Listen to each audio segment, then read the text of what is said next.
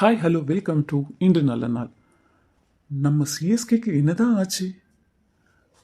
Top ஆர்டரும் சரியில்லை, middle ஆர்டரும் சரியில்லை, ஃபினிஷிங்கும் சரியில்லை, பவுலிங்கும் சரியில்லை, எல்லாமே சரியில்லை சரியில்லை சரியில்லைன்னு பேசினாலும் 8வது இடத்துல இருக்கும். நமக்கு கீழே 2 பேர் இருக்காங்கல்ல அப்படின்ட்டு நம்ம மனசை தேர்த்திக்கிறதா, இல்லை ஆர்சிபி எல்லாம் முன்னாடி இருக்காங்க அப்படின்னு சொல்லி வைத்தறிச்சல் படுறதா அப்படின்னு தான் நிறைய பேர் இன்னைக்கு சுற்றிக்கிட்டு இருக்காங்க.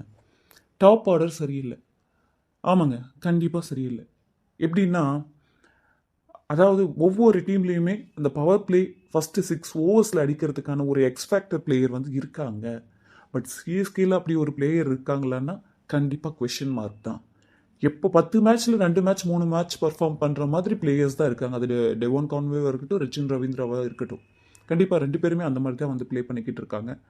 ஸோ அந்த எக்ஸ்பேக்டர், அந்த அதிரடி வீரர், அதாவது வந்து பவுலர் பார்த்து பயப்படுற அளவுக்கு ஒரு பேட்ஸ்மேன் சிஎஸ்கேல இருக்காங்களான்னா அது தோனியோடய முடிஞ்சு போச்சு அப்படின்னு நம்ம சொல்லலாம். இப்போலாம் பார்த்தீங்கன்னா ஃபஸ்ட்டு 6 ஓவர்ஸில் வந்து பவுலர்ஸ் கண்டிப்பாக பவுல் பண்ணுறதுக்கே பயப்படணும். ஏன்னா பவர் பிளே செம்மையாக அடிப்பாங்க அப்படின்னு. ஆனால் சிஎஸ்கேவை பொறுத்த வரைக்கும் பேட்ஸ்மேன் பயப்படுறாங்க. ஆப்போசிட் டீம் யாராக இருந்தாலுமே சிஎஸ்கே பேட்டர்ஸ் வந்து பயப்படுறாங்க. அதே போல் பார்த்தீங்கன்னா சிஎஸ்கே பவுலர்ஸை பார்த்து ஆப்போனன்ட் பேட்ஸ்மேன் வந்து பயப்படுறாங்களான்னா கண்டிப்பாக இல்லை. ஆப்போனன்ட் பேட்டர்ஸை பார்த்து பவுலர்ஸ் பயப்படுறாங்க. எல்லாமே வைஸ் வர்ஸாவாக இருக்குது. இதில் நம்ம யாரை குறை சொல்கிறது அப்படின்னா ஒட்டுமொத்த டீமை தான் குறை சொல்லி ஆகணும். கேப்டன்சியில் ஏதோ ஒரு பிரச்சனை இருக்க மாதிரி எனக்கு என்னமோ தெரியுது. ருத்ராஜ் கைக்வாடோடைய கேப்டன்சியில் கண்டிப்பாக நிறைய பிரச்சனைகள் இருக்குது அப்படின்றது டீம் செலெக்ஷன் ஆகட்டும், இல்லை கிரவுண்ட்லேயே ஆகட்டும், இல்லை மற்ற வேறு ஏதாவது நம்ம மேனேஜ்மெண்ட்டில் சிஎஸ்கே மேனேஜ்மெண்ட்டில் ஏதாவது பிரச்சனை இருக்கா அப்படின்றது கண்டிப்பாக பார்த்து பிகினிங்லேயே இதை சார்ட் அவுட் பண்ணால் மட்டும்தான் நம்ம பிளே ஆஃப் ஸ்கூலில் குவாலிஃபை ஆகி போக முடியும். இவங்க யாருமே நான் சொல்கிறேன் ஒரு இந்த மேட்ச் வின் பண்ணணும் அப்படின்ற ஒரு இன்டென்ட்டே இல்லாமல் விளையாடிட்டு இருக்காங்க. நேற்றுலாம் பார்த்தீங்கன்னா வின் பண்ணணும் அப்படின்னு ஒரு பெரிய ஷாட்க்கு போனவங்க இல்லவே இல்லை. ரொட்டேட் பண்ணலாம், நம்ம சேஃபாக ஸ்ட்ரைக்கை ரொட்டேட் பண்ணலாம் அப்படின்ற ஒரு மைண்ட் செட்லேயே இருந்த மாதிரி இருந்தாங்க. அதே போல் பார்த்தீங்கன்னா கண்டிப்பாக ராகுல் திரிபாதியோ இல்லை ஹூடாவோ வந்து நின்று ஆடுறதுக்கு இது ஒன் டேவோ இல்லை டெஸ்ட்டோ இல்லை. அடுத்தடுத்து நான் இருந்தாலும் நான் 10 பால் விளையாடினாலும் என்னால் ஒரு 30-40 ரன் என் டீமுக்கு நான் கொடுக்க முடியும், ஆடடாக ஒரு 30-40 ரன்ஸ் கொடுக்க முடியும் அப்படின்ற ஒரு மைண்ட் செட்டில் விளையாடுற ஒரு பிளேயர் தான் T20க்கு இன்றைக்கி தேவை. அது ஏன் சிஎஸ்கேல இருக்கவங்களுக்கு தெரியல. ஆனால் சுரேஷ் ரெய்னா வந்து அந்த ஒரு ரோல் ப்ளே பண்ணிகிட்டு இருந்தார். அம்பாதி ராய்டும் தன்னால் முடிஞ்ச வரைக்கும் அந்த ரோலை வந்து ப்ளே பண்ணிட்டு தான் இருந்தார். பட் இப்போ ருத்ராஜ் என்ன சொல்றாரு, நான் 1 டவுன் தான் இறங்குவேன், நான் தலைகீழாக தான் குதிப்பேன் அப்படின்ற மாதிரி அவர் 1 டவுன் தான் இறங்குது. இவர் விராட் கோலி பிளேஸ்க்கு ட்ரை பண்ணுறாரு அப்படின்றத நம்ம பார்க்க முடியுமா? நீங்கள் நல்ல பிளேயர் தான், ஒரு ஃபைன் கிரிக்கெட்டிங் ஷாட்ஸ் ஆடுற ஒரு பிளேயர் தான். கண்டிப்பாக உங்களுடைய ஷாட்ஸ் எல்லாமே கண்ணில் ஒத்திக்கலாம், அந்த அளவுக்கு இருக்குதா ருத்ராஜ். ஆனால் நீங்கள் வந்து ஓப்பனராக இறங்கும் போது மட்டும்தான் சிஎஸ்கேயில் நிறைய ரன்ஸ் வந்து நீங்கள் குவிச்சிருக்கீங்க. அது ஸ்டாட்டிக்ஸும் அதை தான் வந்து சொல்லுது அப்படின்றத நாங்கள் இங்கே பதிவு பண்ண விரும்புகிறோம். உங்களை ஓப்பனராக பார்க்க தான் நாங்கள் விரும்புகிறோம்.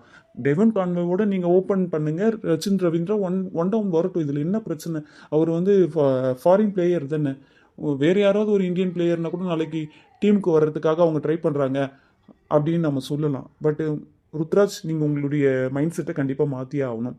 அதுக்கடுத்து பார்த்தீங்கன்னா மிடில் ஆர்டரில் யாருமே இல்லை. சிவன் டுபே வந்து இம்பாக்ட் பிளேயராக இறங்குறதுக்கு மட்டும்தான் அவரை வச்சுருக்காங்க அப்படின்ற மாதிரி தான் இருக்குது. சிவன் டுபேவும் வந்து 10 மேட்ச்சில் 3 மேட்ச் இல்லை ஒரு 2 மேட்ச் அடிக்கிற ஒரு பிளேயராக தான் நான் பார்க்குறேன். 10 மேட்சும் நான் விட்டு விளாசிட்டு போவேன் அப்படின்ற ஒரு பிளேயர் இல்லை. ஸ்பின்னுக்கு எதிராக விளையாடுற ஒரு பிளேயர் தான். ஆனால் அவர் வர நேரம் சீமர்ஸ் இருந்தாங்கன்னா என்ன பண்ண முடியும்? ஸோ எல்லாத்துக்கும் அவர் ப்ரிப்பேர் ஆகணும். இது மட்டும்தான் என்னோட ஜோன் விளையாடுறது ஐபிஎல் இல்லை. எங்கே போட்டாலும் நான் அடிப்பேன்டா அப்படின்னு விளையாடுறது தான் ஐபிஎல். சின்ன சின்ன பசங்களாம் கேப்டன்சி பண்ணிவிட்டு அவ்வளோ அழகாக ப்ரூவ் பண்ணி போயிட்டு இருக்கும்போது எக்ஸ்பீரியன்ஸ்டான பிளேயர்ஸ் இருக்க ஒரு சிஎஸ்கே ஏன் இப்படி சொதப்புறாங்க அப்படின்றது தெரியல. அடுத்து ஜடேஜா, அவரை பொறுத்த வரைக்கும் அவர் தன்னால் முடிஞ்சது எவ்வளவோ உயர பறந்து கொடுத்துக்கிட்டே தான் இருக்கார். பட் அவருக்கு வந்து ஒரு பார்ட்னர் வந்து அவருக்கு ஃபீல்டில் தேவைப்படுது. அவர் பேட் பண்ணும்போது ஒரு பார்ட்னர் புஷ் பண்ணுற அளவுக்கு ஒரு பார்ட்னர் வந்து அவருக்கு தேவைப்படுது. அது வந்து எப்பவுமே கிடைப்பாங்களா அப்படின்னா ஜடேஜா கண்டிப்பாக கிடைக்கிறதுக்கான வாய்ப்புகள் குறைவு. எம்எஸ் தோனி அந்த ஒரு ரோலை ப்ளே பண்ணிக்கிட்டு இருந்தார். பட் அவர் எத்தனை நாள் இதை வந்து கண்டினியூ பண்ண முடியும்னு தெரியல. அதுக்கடுத்து தான் நம்ம வந்து எம்எஸ் தோனியோட பார்ட்டு பற்றி பேச முடியும்னா அவர் இப்போவும் விளையாடி இருக்காரு. 76 ரன்ஸ் வந்து 3 மேட்ச்சில் அடிச்சிருக்காரு. வேற என்ன அவர் பண்ண முடியும் அப்படின்னு எல்லாரும் நினைக்கிறாங்கன்னு எனக்கு தெரியல. ரிஷப் பண்டை விட அவருடைய இது வந்து 3 டைம்ஸ் பெட்டராக தான் இருக்குது. அதே போல் ஆன்ஃபீல்டில் பார்த்தீங்கன்னா ஸ்டம்புக்கு பின்னாடி அவர் இன்னமும் வந்து வேகமாக தான் வந்து தன்னுடைய இதை வந்து பார்ட்டிசிபேஷன் வந்து காட்டிக்கிட்டு இருக்காரு. ஸ்டம்பிங் பண்ணுறதாகட்டும், ரன் அவுட் பண்ணுறதாகட்டும், இல்லை பாலை பிடிக்கிறதாகட்டும், எல்லாத்துலேயுமே அவர் வந்து ஏஜ் இஸ் ஜஸ்ட் அ நம்பர்னு தான் காட்டிக்கிட்டு இருக்காரு. அதுக்கடுத்ததாக பார்த்தீங்கன்னா அவர் வந்து ஃபினிஷ் பண்ணுற நேரத்தில் பால்ஸ் இல்லை அப்படின்ற மாதிரி ஒரு நிலைமையை கொண்டு வந்து விடுறதுக்கு காரணம் அந்த பவர் பிளேவை சரியாக யூட்டிலைஸ் பண்ணாதது தான். பவர் பிளேயில் எக்ஸ்ட்ரா அடிக்காத அந்த 30 ரன்னும் பவுலர்ஸ் கொடுக்குற ஒரு 30 ரன்னும் தான் எப்பவுமே சிஎஸ்கேக்கு இப்போ கடந்த 2 வருஷமாக ஒரு ட்ரபிள் கொடுக்குற ஒரு விஷயமா வந்து இருந்துக்கிட்டு இருக்கு அப்படின்றத நாம் பார்க்க முடியுது.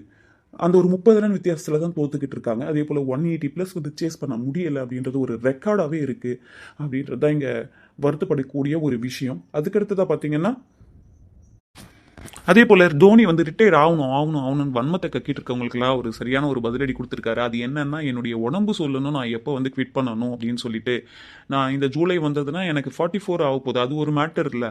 அந்த ஜூலைக்கு அப்புறம் எனக்கு இந்த ஐபிஎல் சீசன் முடிய போகுது. அடுத்த ஐபிஎல் சீசனில் நான் விளையாடுவேன்னா என்ன அப்படின்னு நான் வந்து சொல்கிறதுக்கே வந்து 10 months டைம் இருக்குது. நீங்கள் வந்து ரொம்ப அவசரம் காட்டுறீங்க அப்படின்னு சொல்லி ஹேட்டர்ஸ்க்குலாம் ஒரு ஸ்லிப்பர் ஷாட் வந்து கொடுத்துருக்காரு. கண்டிப்பாக எல்லாம் என்ன ஆனாலும் தோனி தான் இதுக்கு காரணமாக.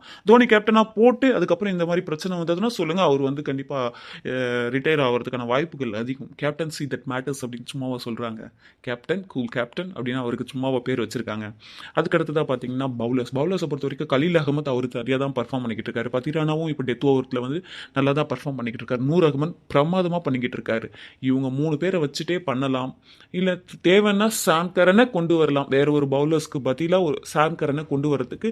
ஏன்னா முகேஷ் சௌத்ரி எல்லாம் விளையாடும் போது சாம் கரன் கண்டிப்பாக உள்ளே வரலாம். ஏன்னா பேட் பண்ணும்போது ஒரு ஆடட் அட்வான்டேஜாக இருக்கும் அப்படின்றது தான் நம்மளுடைய கருத்தாக இருக்குது. பார்ப்போம் அடுத்தடுத்து இந்த மாதிரி பிரச்சனைகள்லாம் இல்லாமல் அடுத்த மேட்ச்சில் ஒரு வின் பண்ணுறதுக்கான ஒரு முனைப்போட சிஎஸ்கே விளையாடினாங்கன்னா கண்டிப்பாக வந்து பிளே ஆஃப்ஸ்க்கு தகுதி பெறதுக்கு வாய்ப்புகள் அதிகம். இல்லாட்டி வந்து அடுத்த வருஷம் ஐபிஎல்காக வெயிட் பண்ணி அதுக்குள்ளே வேறு ஏதாவது பெரிய பெரிய சேஞ்சஸ்லாம் பண்ணி இந்த மாதிரி எல்லாம் ரெவல்யூஷன் நடந்தால் மட்டும்தான் சிஎஸ்கே பிளே ஆஃப்க்கு போய் ஃபைனல்ஸ் வின் பண்ண முடியும் அப்படின்றத இங்கே பதிவு பண்ணிக்கிறோம். ஸோ என்ன இருந்தாலும் நம்ம ஒரு சிஎஸ்கே ஃபேன் தானே, கண்டிப்பாக வந்து நம்புவோம். எல்லா டீம்லேயும் இருக்கிற பிரச்சனை தான் இது. அதுவும் இல்லாமல் இப்போ தான் வந்து திருப்பி வந்து ஆக்ஷன் பண்ணி எல்லாருமே உள்ளே வந்திருக்காங்க. ஒரு டீமாக செட் ஆகிறதுக்கு கொஞ்சம் டைம் எடுக்கும். ஸோ அதுக்கான டைம் நம்ம அவங்களுக்கு கொடுத்து அது வரைக்கும் அவங்களுக்கு விசில் போடுவோம். என்றென்றைக்கும் சிஎஸ்கே ஃபேன்ஸாக இருக்க எல்லாரும் இந்த வீடியோ உங்களுக்கு பிடிச்சிருச்சுன்னா லைக் பண்ணி சப்ஸ்கிரைப் பண்ணுங்கள். நீங்கள் சப்ஸ்கிரைப் பண்ணி லைக் பண்ணால் மட்டும்தான் எங்களை மாதிரி சின்ன சின்ன இந்த மாதிரி தகவல் கொடுக்குறவங்க வந்து சேனலை வந்து ஒரு உத்வேகத்தோடு அடுத்த இதுக்கு கொண்டு போக முடியும். Thank you so much.